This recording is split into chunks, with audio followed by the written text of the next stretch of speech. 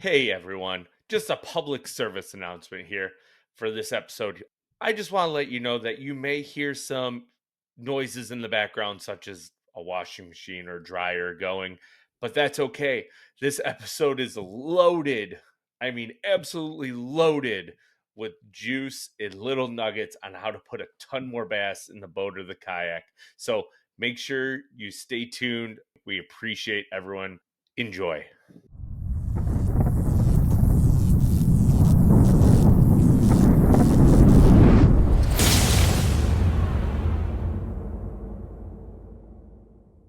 All right. Just about everyone who has had a chance to fish for bass or has caught a bass on a crankbait or has thrown one, right?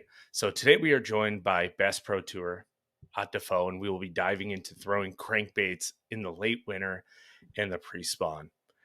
And as always, welcome to the Lure Lab. I'm your host, the captain, Andrew Fall, which is brought to you through the Serious Angler Network and presented by Omnia. And as always, all the products that we discuss in this episode, if they are available on Omnia, will be linked down below. You can use code SERIOUS10 to save 10% at checkout.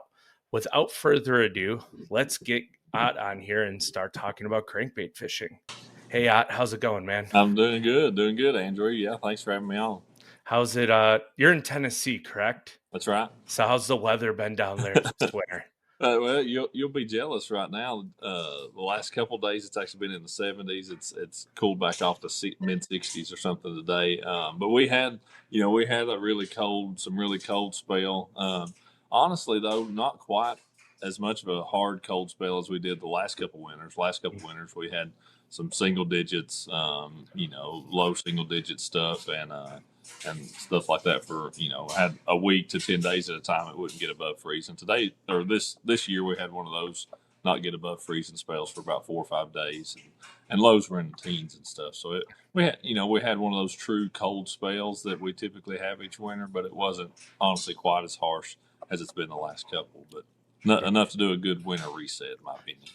Yeah, and then when you get those super cold temps, as soon as it warms up after it stabilizes, that crankbait bite really gets going, I'm sure. Yeah, it definitely can. The thing that really will kick it off big for us around here is when we'll get some warming trends, but we'll get a deal where it rains an inch, 2 or 3, but it's a 50, 60 degree rain, and man, that really starts seems like putting things into place and putting things in gear, and you can go out and have a pretty good day on the water when it's like that, especially with lots of different shallow water stuff. But a crankbait is one of my go tos in that time. Yeah, I'm sure the water gets a little stained up and dirty, and then when you find that muddy waterish and it's warm, and that's dynamite that time of year. I love it. Yeah, yeah. It's you find that combination of dirty water that is also warmer than the clear cold water. Man, all the bait just flocks to it because there's so much nutrients that are coming in that stuff, and it's warmer. It's got all the things of where the fish want to be there, and it makes for a good time. It's a great tip. So, and leading into this, right? Like, why should someone throw a crankbait this time of year? Yeah, people don't realize, for one, just how active bass will be. I think people are seeing that more and more now with what they can do with forward facing and realizing that fish are in fact more, the bass are more aggressive, I guess you could say, than what we ever realized. Even in colder temps, I'm saying colder temps, that stuff down to that 45. You start to get below that, and it really, in my opinion, does kind of change their mood. But down to 50 especially, and anything up around 50. Winter's different for everybody, but that 50-degree range is pretty cold for a lot of the country, a lot of the bass fishing country. So, but those water temps at 50, those fish can still be pretty active, and you can still get a reaction bite out of a lot of them. And I think that's what a crankbait does so well. That people might be missing on why they're not throwing one in those really cool temps like that. Right. So, what would you say is like the variance in water temp that you're on a body of water and you're like, I'm going to throw a crankbait and catch them today? So, like the bottom end to the high end. Yeah, basically, if it doesn't have ice on it, I'm probably going to throw a crankbait on the Love bottom end. And then if I've never fished anywhere that was bulling, but probably pretty close to that. 90 anyway. I remember a tournament we fished on down in Montgomery, Alabama, in late August. my rookie year in Boiling. the Elite Series, and it was pretty close to boiling at that point. And I caught fish on a shallow crankbait there. So, but one of the coldest tournaments, cold water temperature wise, was a classic. We fished on Grand, and the water was 40 to 42, and Shad Rap was my main bait. I mean, and I'd catch a bunch of keepers every day on it. So that was one of the coldest professional tournaments I've fished. And yeah, the crankbait was my primary weapon in that particular one. You want to talk about a forgotten hero of crankbait fishing? The Shad Rap is definitely one of them, right? No doubt, no doubt. Yeah, it is when that water, anytime it's sub 50, it's in my boat, and you start getting down into that below 47 or so. It is my primary bait at that point in time. Do you Um, prefer the 5 or the 7? I like the 5. The 5 is my favorite if the water's dirty enough that the fish are going to be that shallow. The 6 is really a sleeper. That's kind of a newer size that a lot of people don't throw as much. It's only been around maybe 5 years or something. That 6 is a great one because it actually casts considerably better than the 5 or the 7. Uh, and I like the 7 okay, and I've caught a lot of fish on it, but the 5 or the 6 honestly are my two favorites. The 5 being my all time favorite for sure. Got it. Love that. So, we're talking like late winter heading into pre-spawn. So the question is, I know you're in Tennessee, so cranking down there is huge for this time of year. Oh yeah.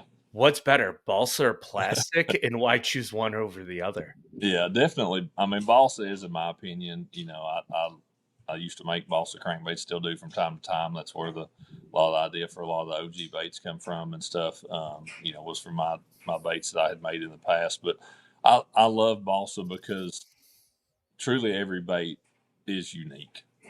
There no two of them are the same piece of wood. I mean, they might have come out of the same stick, but that every stick of wood, if you've ever done anything with woodworking materials in any way, you realize that every piece of every board is different. And that's what I like about it. I feel like every bait hanging on this rack here behind me, even though they're the same color, same bill, same all the other things, every one of them is a little bit unique. And you just, plastic baits with the manufacturing processes anymore are they're so unique. They're so exactly the same. They do a very good job of They're making. fine-tuned. Yeah. I mean, they do, and Rapala does an incredible job of trying to make every bait almost identical. But everything that they can control, they do. But you literally can't control exactly every piece of that wood. So it's inherently going to have, every bait's going to have its own unique, features in that way, in my opinion. So that's why I like balsa. Obviously, plastic baits are very durable, very indestructible. They're very forgiving. Bounce them off the rocks. You can slap the grass off of them. You can do all those kind of things. And there's a time and a place for that. But for me, I just prefer balsa because I always feel like it's a little bit unique and nobody else out there throwing exactly the bait that I'm throwing. Yeah, I always look forward to ice coming off the lakes because I either have a trap tied on or a balsa bait, and I'll have Yeah, like 2 or 3 of each. And I'm like, what are they going to eat today? yeah, You just never really know, but it's always seems like when they get on one, they'll right. only eat one. That's So right. I Yeah, love it. yeah. So, there are many situations on any given body of water Mm-hmm. that are apt to cranking, right? Like shoreline, offshore, Mm-hmm. through laydowns. Like, why would you reach for a tight wobbling crankbait over a wide wobbling crankbait, and what Yeah. dictates that decision? Yeah, a lot of it, and I thought about this, when we were going through it at first. It's a lot of it has to do with the forage. Honestly, I think the everybody always says, "Oh, warmer water you throw a wide wobbling bait, colder water you throw a tight wobbling bait," and there's some truth to that. But the place where that is, it's like completely not necessarily the case is the Ozark lakes. I mean, when I fished out of Table Rock Lake, first few times I fished out there were always cooler water temperatures, either in November or in like early March or something, and the water be in the 40s or 50 or something. And a wigglewort is like the bait out there. I mean, that is the bait. You can catch fish on a shad rap, you catch fish on a DT6 and other stuff, but a wigglewort is the bait, and it's because you're trying to imitate a crawfish with it. Those lakes have a lot of shad in them, but those fish that you're catching that are primarily crankbait eaters are primarily crawfish eaters. The fish that are on bait are out, they were out doing other stuff that we understand more now. Um, but here at home, like I, I could count on one hand the number of bass I've ever caught on a wiggle wart. We have some crawfish. I know we have crawfish in our lakes, but that's not primarily what they feed on here. It's primarily a shad deal. So that those fish that are keyed in on shad, more times than not, whether that's cold weather or that's all the way in the summertime, I like a tighter wobbling bait for those kind of fish personally. So whether that's cold water or warm water, that's the DT series of deep running baits, DT 14, 16. They're pretty tight wobbling baits to be big baits. They don't have a big wide wobble, big thump to them. When the fish are on shad, there is no better deep crankbait. But when the fish are on bluegill, when the fish are on crawfish, I feel like those bait, those bait types put off a more substantial vibration, and I think a wider wobbling bait imitates them better. Yeah. It's crazy to me how regionalized like certain types of crankbaits work better in certain parts of the country, like wiggle warts in the Ozarks, and then where you're at, Balsa is like the huge thing. And if you go down to some lakes in Alabama, it might be like a square bill. And then up Yeah, here in the north, they love speed cranks. Like yeah, it's crazy to me. yeah. That's So over in the Carolinas. A speed trap is one of their primary crankbaits, especially for cold water, and it works here. I've caught fish on speed trap here, but our lakes are so very similar to those lakes out in the Ozarks, and that is the most drastic difference in lakes that seem similar and have all three species of bass. But a yeah, wiggle does not work well here, and it eats them up there. is it due to like possibly there being a lot more rock in the Ozark lakes as opposed to like some of the Our, lakes that you're fishing are more mud bank, clay bank, etc.? we have a lot of mud and clay in places, but we've got a ton of rock too. More big rock, honestly, than they do. A lot of their stuff is gravelly kind of stuff. Gotcha. But they do have incredible crawfish populations in their lakes. So that is a big part of it.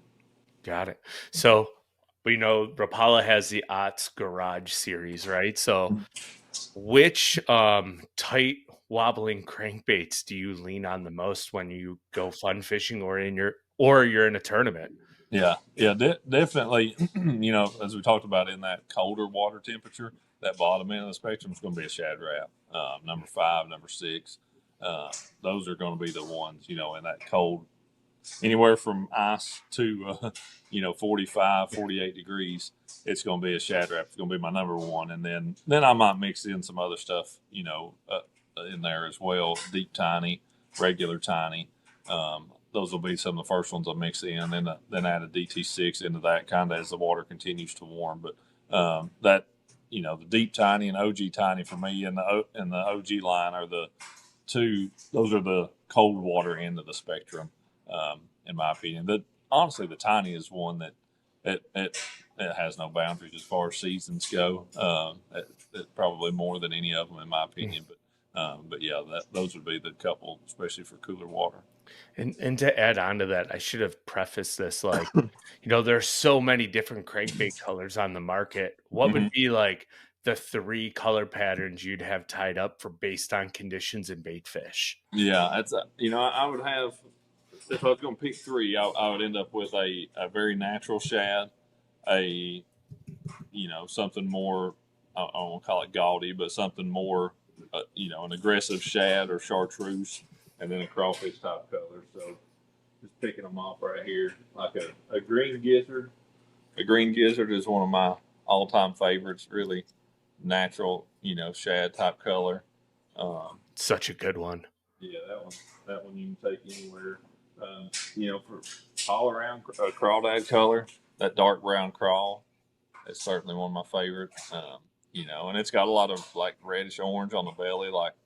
And I catch a lot of fish on that one early in the year, and I mean all times of the year when they're on a crawfish type color. But then like that brim.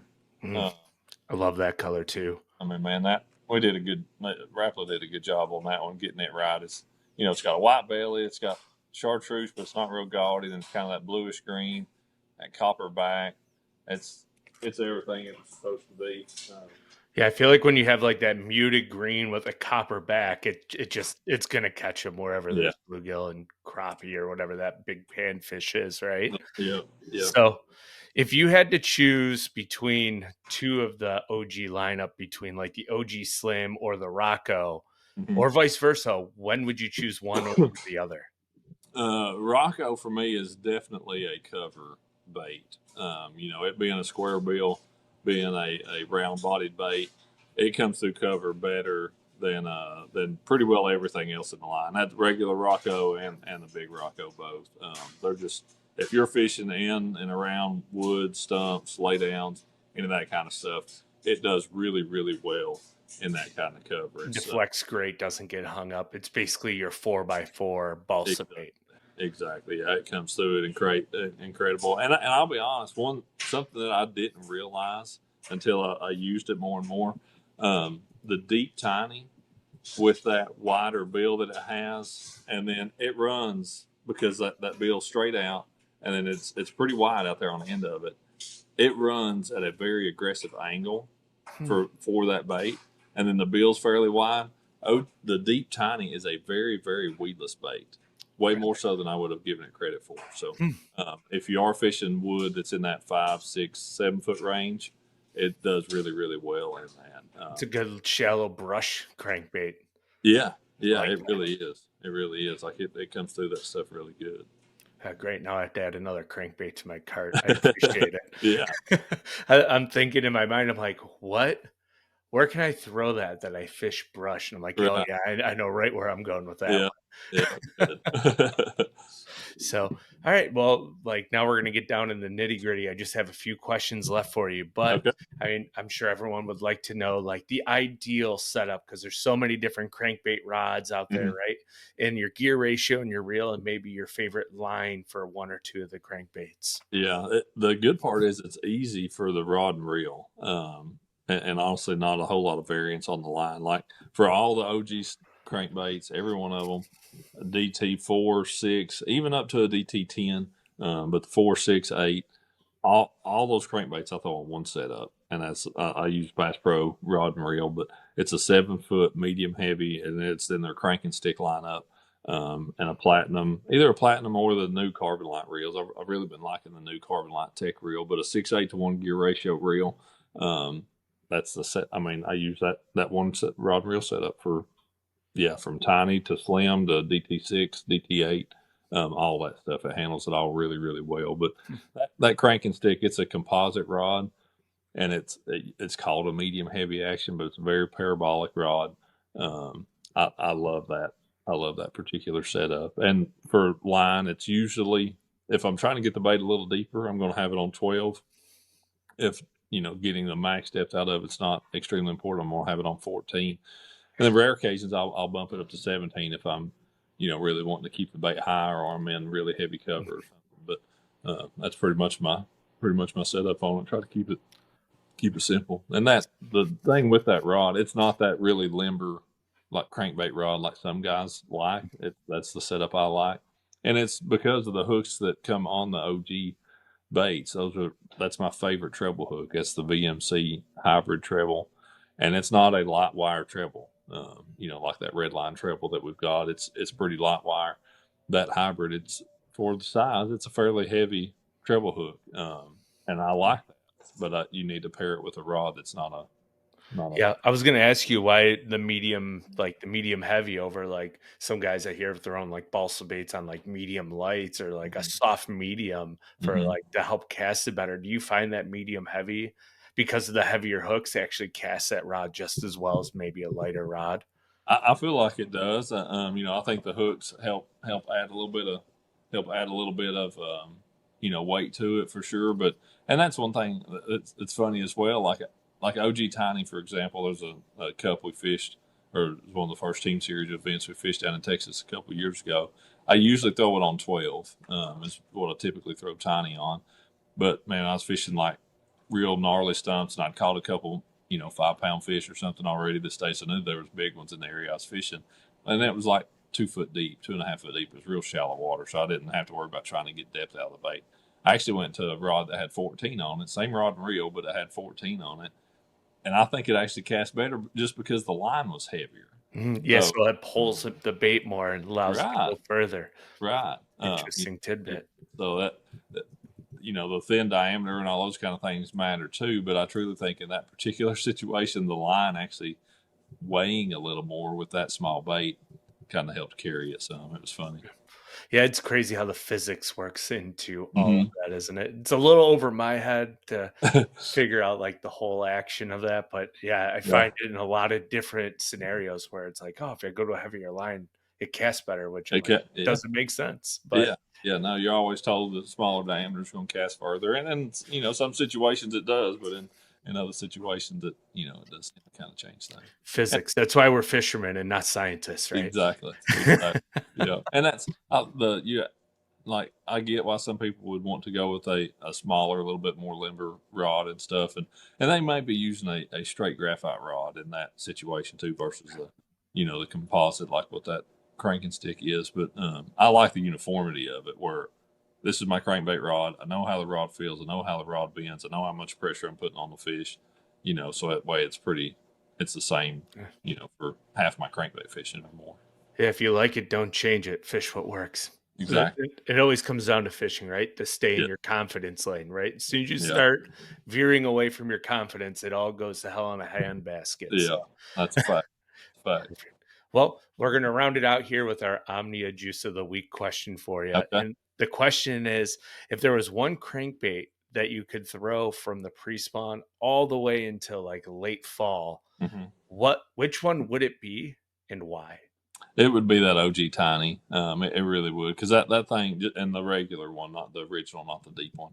Um, it's kind of like it's what a Shad Rap is Hmm. in that cold water where it just outperforms everything else as far as getting bites. And it's if I find the right scenario, water temperature and water color, especially where fish are, there's a population of fish that are in that 1 to 4 foot range.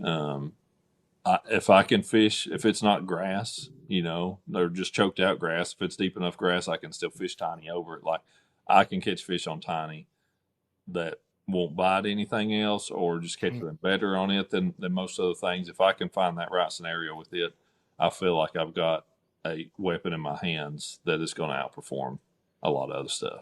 Oh, that's awesome. Well, I appreciate it. Thanks for taking the time to join Yeah, us here today. And hopefully, those who are viewing in find this episode very informative. I learned some stuff, and I'm going to be adding a bunch of crankbaits to my cart and be like my fifth order because I have the winter blues in the last like 4 weeks, right? So this is terrible. Thanks for spending my wallet for me. glad to But do yeah. So then hopefully everyone who's tuning in goes and buys a bunch of OG Rapala baits. So that would be great.